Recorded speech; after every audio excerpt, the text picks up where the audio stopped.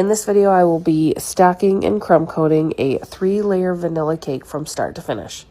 First thing that I always recommend is using a 1/2-inch cake drum, not the thin and flimsy cake boards. Those are only used between cake layers when you're stacking multiple tiers. That's the only thing I use them for. They're very flimsy. They don't have a lot of strength and structure when you want to move your cake around. Especially when you start stacking up multiple layers, which makes your cake rather heavy. This is my vanilla cake recipe that I have cut any dome or misshapenness or whatever you want to call it so that they are completely flat. The flatter your cake layers are, the better it's going to stack and the more stable it's going to be. And I like to fill my cakes with my buttercream in a piping bag. I just find that you get a more even layer of icing. You could just slap it on with a spoon or something like that and then smooth it out.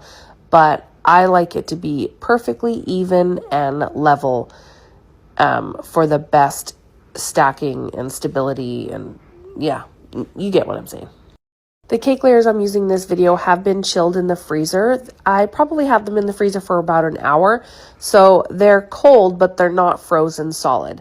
If you do use frozen solid cake layers, which you absolutely can do when you're stacking and filling in crumb coating, just make sure that after you have applied the final layer of icing, you leave it out on the counter for about an hour or two so that the cake can settle, because frozen cake layers shrink a little bit, and when they warm up to room temperature, they expand and release air, and they can cause bulging in your icing.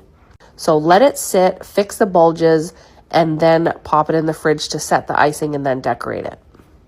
Anyway, back to crumb coating. So you're just going to apply a thin layer of buttercream to your cake for your crumb coat, which will lock in all those crumbs so none of it gets on the outside layer of your cake, and then smooth it out with your bench scraper and, get this as smooth as you can. It doesn't have to be perfect, but the smoother the better. And then, of course, all along the way, you're going to be stopping and looking at this cake down at eye level to make sure it's nice and level.